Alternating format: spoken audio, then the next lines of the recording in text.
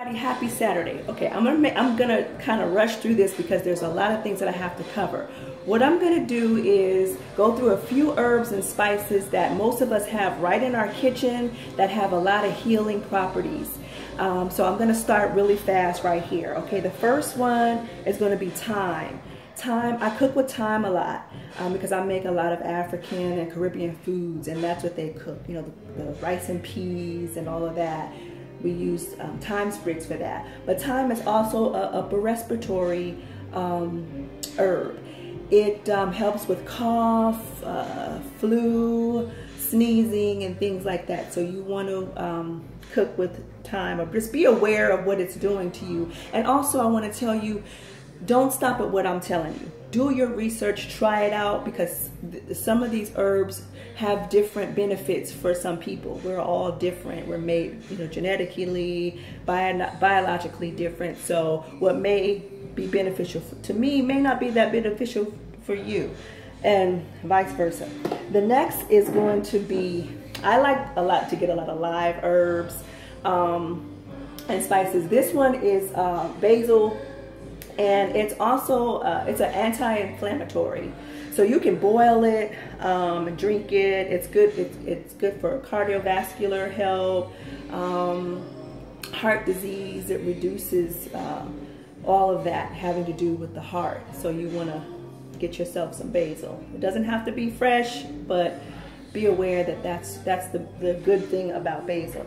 The next is going to be, ginger. I love ginger. Personally, ginger has, you know, several uses, but for me, ginger works for like whenever I have a cold.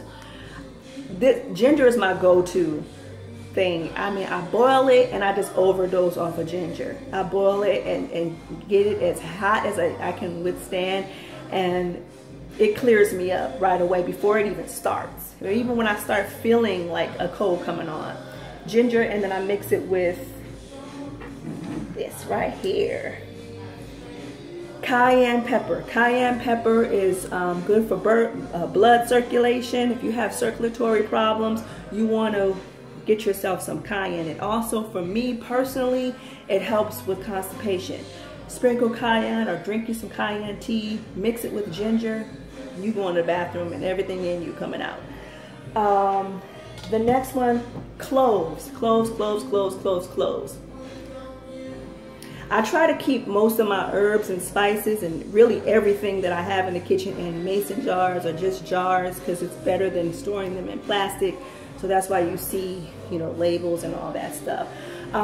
Cloves is also a good upper respiratory herb for colds, and if you have nasal drips and asthma and stuff like that, you can take this in a tea. All of these you can boil. My next one is rosemary. I love rosemary. It's very fragrant. I make oil with it. I bathe with the oil. It's a feel-good herb, and it's good for your hair, like if you have dandruff or dry scalp, and it's also good at reducing gray hair. You can make a spray with just natural spring water, rosemary, and sage. I'm going to get to sage in a minute, but sage is also good for reducing or reversing gray hairs, and it also covers the gray hairs if you boil it with black tea. Get you some rosemary. Look up rosemary. It's got a lot of benefits. So then I will go to next, sage. I have fresh sage. I have sage in a jar, dry sage, because I use it for different things. I cook a lot, so sometimes you need fresh, sometimes you need dry. Okay, so moving right along, sage. People with diabetes, get yourself some sage. And if you have skin problems, like psoriasis, eczema, acne, sage is the herb for that. Next is, oregano. Ooh, we all love oregano. It works as an anti-fungus, antibiotic.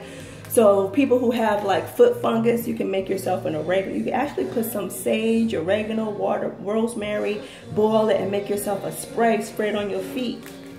if you have, you know, foot odor. What else? Oh, mint. Mint is really good for a lot of things, but mainly for colds and flus. And what else? Oh, my favorite, cinnamon. Funny because that cinnamon was my fake name when I used to go out. What's your name? Cinnamon.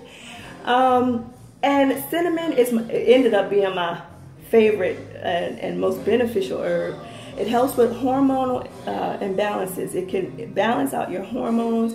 It's very fragrant. I like to just get the sticks and boil them. Make an oil with them, put them in my bath water with rose petals, and it just makes you feel good. Cinnamon, it's a feel-good herb, and it also does wonderful things for you, reduces your blood sugar levels and all of that. My next one is roses. Roses are edible, y'all. Roses are good if you have skin problems. It also reduces blood sugar level. You can make oil with it, tea with it, you can bathe with it. It just gives you a good feeling. Oh, you can eat it too. You make sure they know wasp on it. I just picked it from the rose bush outside because I'm gonna make some rose water with it. And what I do with rose water, I use it if I like wear like powder or something on my face, or if I wear no makeup, I just spray rose water on my face and it gives me a nice glow.